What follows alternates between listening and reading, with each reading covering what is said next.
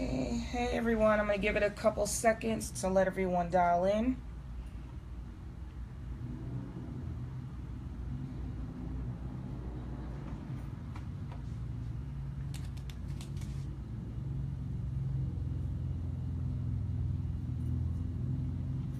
Just a couple more seconds.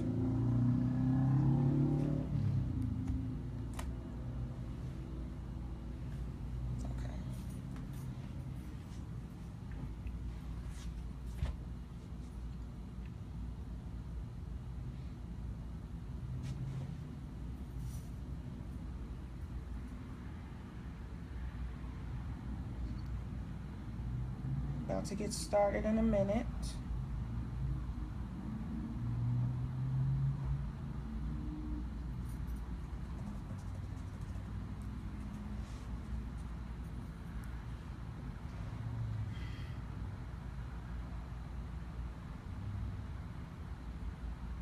All right, so we're gonna go ahead and get started. So, hey Team DSF, this is your girl Tanaya-Marcia Silhouette, and I have a guest with me, Pro 2, Mr. Lance Stevens, the Founder of Fashion and CEO of Hakatre Health and Fitness. And this is your Team DSF weekly business training.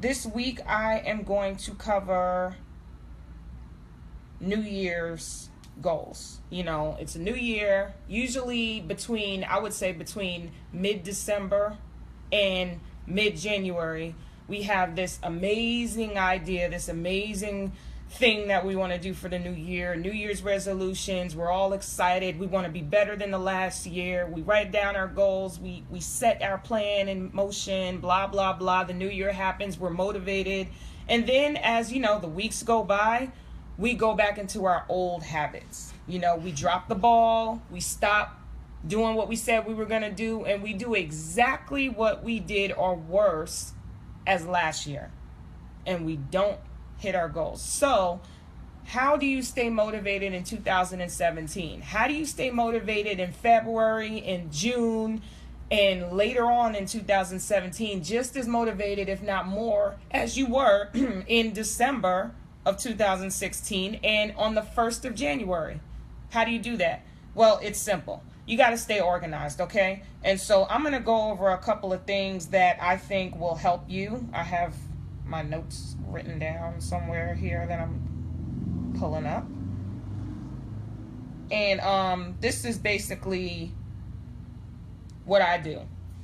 First, you got to know what your 2017 goals are. Now, I always tell you guys to think about what worked and what didn't work. What did you want to achieve in 2016? Did you hit your goals? Did you not? If you didn't, what do you think was the issue? Was it a lack of planning? Did you not have any goals? Were your goals too unrealistic? Did you not do your part? Were there other factors in place? We all know life happens. Maybe you were distracted by a life event or whatever the case is. You got to know why you failed. If you feel that you failed, you got to know why you failed and what you need to do to get you over that hump so that you can go ahead and achieve your goals. Write down what your goals are: long term, short term, in between. We're talking about 2017. What do you want to achieve? Where do you want to be in 2017 on December 31st? And get really specific and granular. Make it realistic so that you can actually visualize where you really want to be.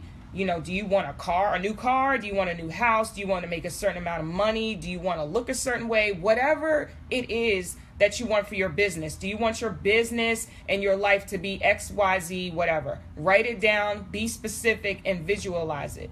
After you do that, create an actual plan to get there. Create benchmarks. I always say you should work in 6-month increments, 3-month increments, monthly increments, daily increments, right? And even in your day, you need to break down all the hours in your day into 30-minute increments. Get really specific. Write that down so you know, what do I need to do today that's going to get me to achieve a certain goal by the end of the week, by the end of the month, by the end of 90 days, by the end of 6 months, and by the end of the year. Sounds overwhelming, right? But that's what you got to do. You really have to make it work for you. So write down your overall 2017 goals and then Write them down in increments, small achievements. Because a lot of times I feel like we really do want to achieve our goals, but we don't believe in ourselves. Maybe your goals are a little high. You should aim high. You should believe in yourself, but some people don't. You want it, but you don't want to say it. You don't even want to write it down because you're scared. Now you're holding yourself accountable. Now you're going to have to do it. That's intimidating for some people. But who cares? Do it anyway. What's the worst that can happen? If you don't write it down and you don't work towards it, you're going to fail automatically. If you do write it down and you work hard towards it, you might fail, you might succeed. So, you might get the same result. You might fail if you never do it, or you might actually succeed. Are you afraid of success? That's something that you got to ask yourself. I'm going to ask you, Lance. I'm not going to ask you specifically what your goals are in 2017, unless you want to share that with people. But do you believe in yourself? Whatever your goal is for 2017, do you believe in yourself? And do you feel like it is hard for some people to even put that down on paper? I definitely believe in myself, and it's a good point you made earlier about just writing it down. Actually, what worked last year, because you can continue on and build on that and going into the new year. One of my things is pet peeve with myself is I failed to write things down, and then all of a sudden things get in the way, life events and things get in the way, and then all of a sudden I'm actually going backwards instead of going forward. So that's a good point of just making sure you write down those goals, and then it's easier for you to follow once it's written down. Just writing it down makes a big difference. Okay. And that is true, because to me, I feel like it's not real until you visualize it. You have to see it for yourself. I'm not sure if you all are familiar with The Secret or some of those types of philosophies that people put out there, but what you think has an effect on what you speak, and it has an effect on what you do. And that's because subconsciously we believe in ourselves or we don't, and that directly affects how we view ourselves as business people, as entrepreneurs, how we view ourselves in general. If you don't believe that you can actually be successful, you're not going to be successful. Because the last thing that you need to do is have somebody try to drag you along to success. You need to, if you want to be a leader in your business, you need to declare that today. You need to believe in yourself. So before you even put your pen to the paper and write down your goals, you know what they are. You know what you want. You know why you're in this business. You got to do some personal growth and make sure that you actually believe in yourself. And if you need help with that, reach out to your upline, your sideline, your mentor, really. Because if you found a mentor, like I recommend, when I talk about the core habits, finding a mentor, they're going to pull that out of you. They're going to coach you on a regular basis. They know you inside and out. Remember, I said your mentor needs to be somebody that you can get ugly with. And part of that ugly process is pulling that belief out of you. If you don't believe in yourself, they're going to pull it out of you. They're going to show you. They're going to give you some advice. They're going to give you some activities or whatever to get you to believe in yourself, to show you who you really are. It's in you. You just got to know how to pull it out of you. And that takes time. It's scary. Some people have it naturally. I've naturally been a confident person when it comes to business just because that's my personality. I've always believed in myself. But sometimes I did question myself. Sometimes things would happen in my life where it seems like everything's crashing down on me at one time, and I start to doubt myself. And then I look at myself in the mirror and I'm like, wait a minute, this is not the real me. I know the real me. What happened? And usually it's tied to some kind of thing that's going on in my life. And I have to force myself to get out of that funk and remember who the real Tanaya is. Believe in yourself. That's the first thing. Now, put your goals down on paper. While you're going through this process, just write it down anyway.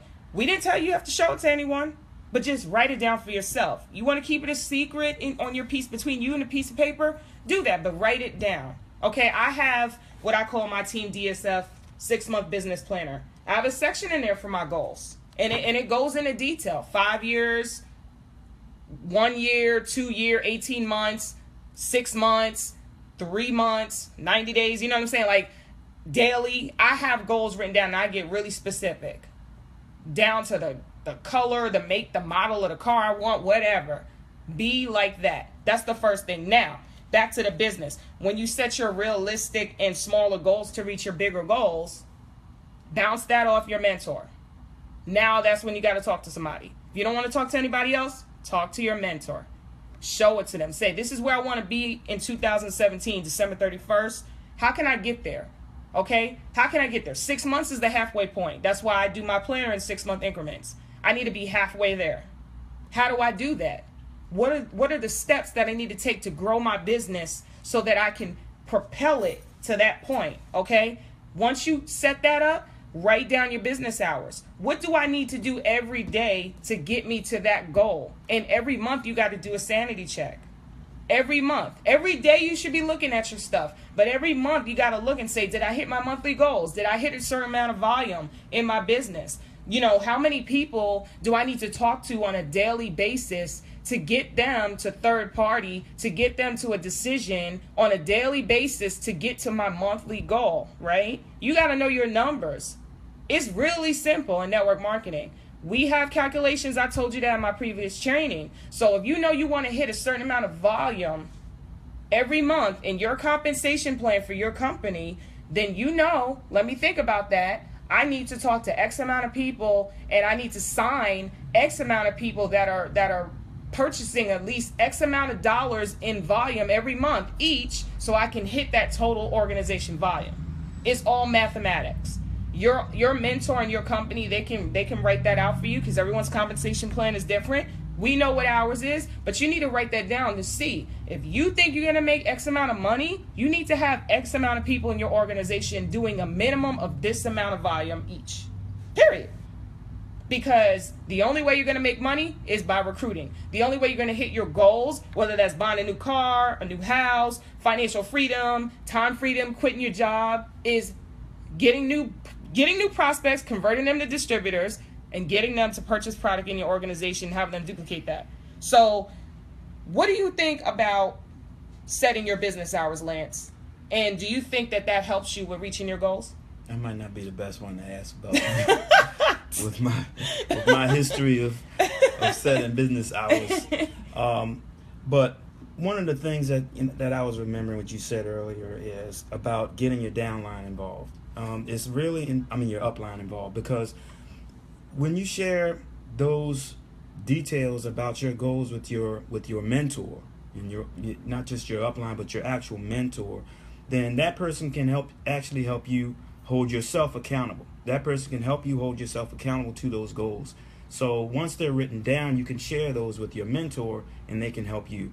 And that's something that I actually, Tanaya is my mentor, so I can always know that I can go to her and share my goals and those intricate details as far as my goals for my business with her, because she's going to hold me accountable. So everybody needs to have that mentor in place, and ready to share that information with them so that they can be held accountable, because we know sometimes we need help holding ourselves accountable, not just writing things down, but actually following through with the goals that we set. So get your mentor involved. Yeah, that's a good point, because I'm guilty of it also. Just like I'm a mentor to Lance, I have my own mentor, and I reach out to them. Sometimes, like I said, even when you are a leader in your company and you're doing everything right with your downline, there's certain times when life happens to you and you have to take a step back from your business. And so if you have a good system in place and you have set your team up for success and you do need to take a step back, then you can reach out to your upline and have them cover down on your downline if they need something, if you need to take a step back. It's happened to me. It's happened to my mentors. It's happened to Lance. It happens to everybody, and that is what I mean when I say you need to set your business hours, Lance, because that ties into that. If you set your business hours and you're consistent and you're doing things that you need to do to help grow your organization, your team is going to duplicate that so that you have the well in place. We say dig the well before you need it. If your team is running on autopilot and they're duplicating all the right behaviors and those core habits,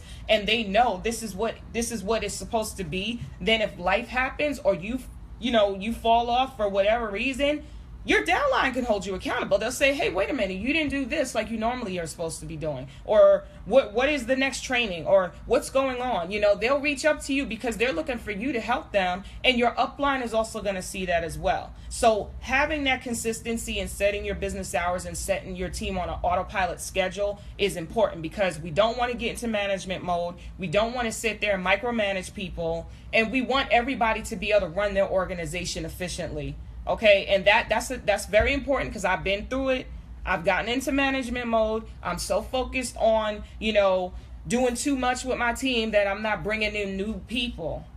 That is a mistake. Once again, you're not going to make money if you're not recruiting new people.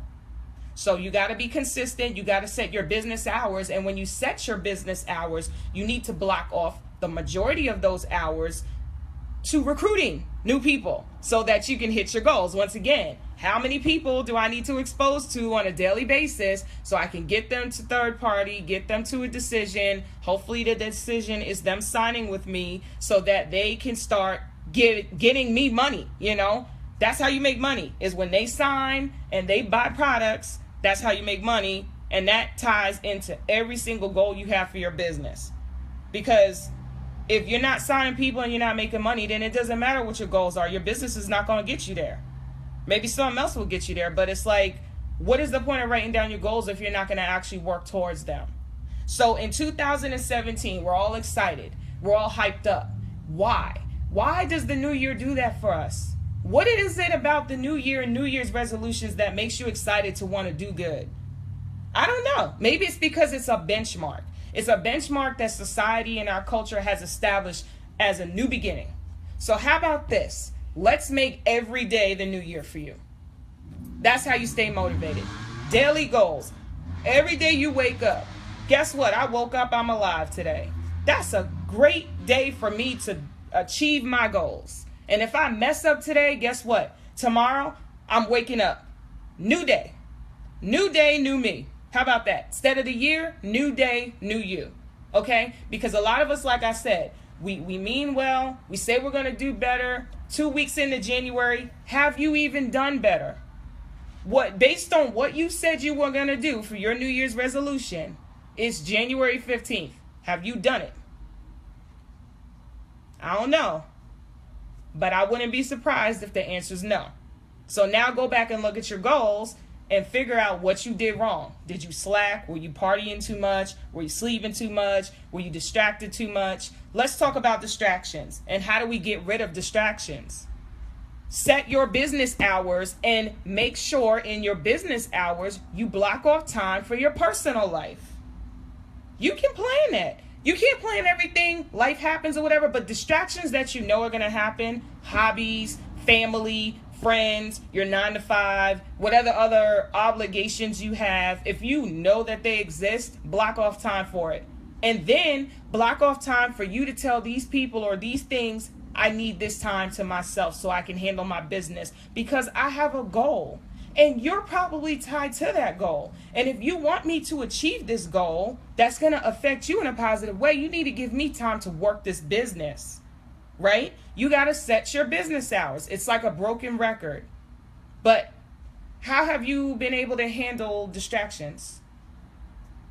Not very well, but I'm working on it. Most of the distractions I caught myself by not actually writing down the goals for my business hours, and that's my main thing. If I can get that, I've been trying to get away with, I have to admit, been trying to get away with not doing that, but now I'm starting to realize the importance of writing those things down as far as the business hours go. As far as goals, yes, I've written down goals. I've done that. I've got the 6 months, 1 year, 2 year, and 5 year plans, but writing down the actual business hours I've had problems with, so this is a good training to help me with that. Yeah, daily actions are the most important. Your 5 year, 3 month, whatever plans are benchmarks, but your daily actions are what matter. That's where you see the holes in your plan. And like I said, I'm guilty of it as well. That's why I'm telling you. It's a real thing. It's just like anything. When you go to your 9 to 5, you already have your schedule. You know, you already know I'm going to work an 8-hour day today. I already know tomorrow I might ask for a couple hours off for whatever reason. I have an appointment. You kind of already know what your hours are. And in those 8-hour days that you're at your 9 to 5, probably hating life, you know, if it's not your passion, you do what you do. It's already set for you, you know, because somebody in HR set your business hours for you. As an entrepreneur, you have the burden of doing that yourself. But that's also a good thing, because when you start creating that financial and time freedom, you can set your own hours still. And if you decide I want to go on vacation, you can go on vacation. So you got to put in the work in the first 5 years, especially the first year. But the first 5 years of your entrepreneurial journey with your company, you need to grind it out so that you can have the rest of your life the way you want it. You know what I mean? Set your daily business hours to grind it out, but also pay attention to the people and the things that make you happy. We're not saying work 24 hours with recruiting people, blowing up people's phone at 3 o'clock in the morning, nothing like that. But you know, I was just reading a book today, 80%, and I've been told this by my mentor, Brandon Cunningham, as well. 80% of your time in your business should be recruiting. So when you're looking at your day, and I'm going to show you what mine looks like, a blank one. But when you look at your daily hours, okay, this right here, this is 24 hours in a day. 12 on one side, 12 on the other side. 24 hours in 30-minute increments. This is in February, so it's not filled out yet. You need to set your appointments in these blocks. Okay, when you're exposing the business to people and they say, hey, oh, you can call me on this day at this time so I can share this opportunity with you, put it down, you know? If you're planning to expose to like 10 people in one day, put them down on your calendar. When are you picking up the phone to call them to share your business opportunity? When do you need to block off time for your children, your spouse, your hobbies? Like, you know, I got a doctor's appointment that day, so I can't do any exposures between the hours of whatever and whatever. Be granular, be anal. And you don't got to do the whole year in one night, you know, do it on a weekly basis. Block off a Sunday, you know, if you know that you have downtime on Sunday night or something, block off that time so you can plan the whole week. You should be databasing, writing down, I already know I need to expose to at least 60 people a month, the bare minimum. If you want to exceed those goals, you got to do a lot more than that. But if you want to do a minimum of 60 exposures a month, that's 2 people per day. Write those 2 people down in your day. When are you calling them? Who are they? Go through your database, find 60 names, new names, and put them down. And then, what are you going to invite them to? If they are interested and they want more information and they have a tool, because you're giving them a tool, CTE, and now it's time to invite them to an event, what event are you inviting them to? Where is that on your business hours? Are you hosting that event? Yes, you are. When? Who's your presenter? What time is it? What day is it? Put it on your calendar. You see what I'm saying? Very, very anal, but that is how you run your business. That is how the company that you work for in your 9 to 5 runs their business. You are now a CEO. That's how you run your business. That is going to get you organized, and that's going to get you money. And you know it's a numbers game. Not everybody's going to join you, but guess what? That's why you need to expose to more people than you need. If you need 500 people to sign up in your organization by the end of the year in order for you to hit a certain amount of volume, then guess what? How do you break down those 500 people in a year? Divide that by 12 months. Then divide that by 30 days. We'll just say 30 days. And you know, it doesn't have to be all of you. It could be, if that's your total organization goal, that means the minute you sign one person to your organization, you've cut your work in half. Just for your goals alone. Because now 2 people can do that. 2 people can find those same 500 people. Now it's $4.99. And guess what? That person has their own goals. So you got to block off time for them too. Don't manage them. But you got to block off time to receive their phone calls when they need help. because you're going to be their mentor, their trainer. You got to train them. This weekly training I do, that's 30 minutes every Sunday from 6:30 to 7 p.m. that I set my business hours to make sure I'm on time to live stream this training. 30 minutes out of my life. I can't expose my business because I'm training my team and anybody else that's watching. Business hours set. I know that. You gotta really think about it, because that is what's going to get my team motivated to hopefully bring in new people, which will also bring me money and get me closer to my goals, in addition to the new people that I'm constantly recruiting and bringing in. Right?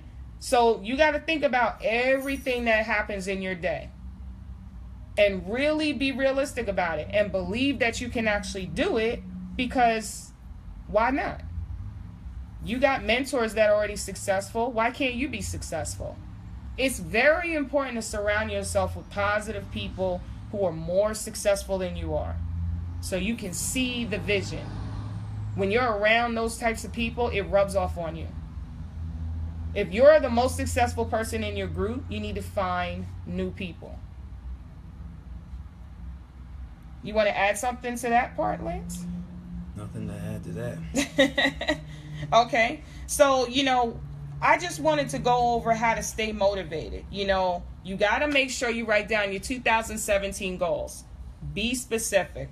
Set realistic, smaller goals to reach your bigger goals. That's the only way to keep you on track, and create achievable benchmarks. That major goal that you believe you're going to do, but you don't know how to get there, might be overwhelming, but you really believe it. That's fine. Hit smaller benchmarks that lead up to that, so it's not so daunting. It's not so overwhelming.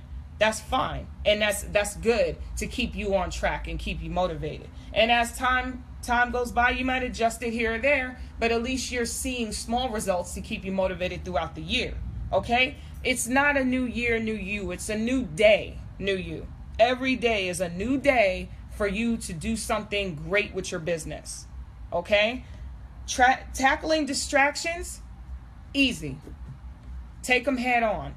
Plan for them. The ones that pop up out of nowhere, adjust as they come along. But the biggest thing that you need to do is create that consistency and that duplication when you don't have distractions. That way, when a distraction does come up, and it's bound to come up, your organization can handle it. You cannot be the only leader in your organization. You need to find leaders ASAP, so that when you need to take a step back, your organization continues to grow, because you got those other leaders that are doing the duplication and doing the core habits just like you, so that when you do come back, your organization has blossomed instead of falling apart because you're not there. Not everybody in your team should be relying on you. They should be relying on their enrollers and those leaders that are strategically placed in your organization to hold your entire business up. Okay? And the last thing is set your business hours. Daily actions are what are going to get you to your weekly actions, into your monthly actions, into your 6-month actions, into your yearly goals.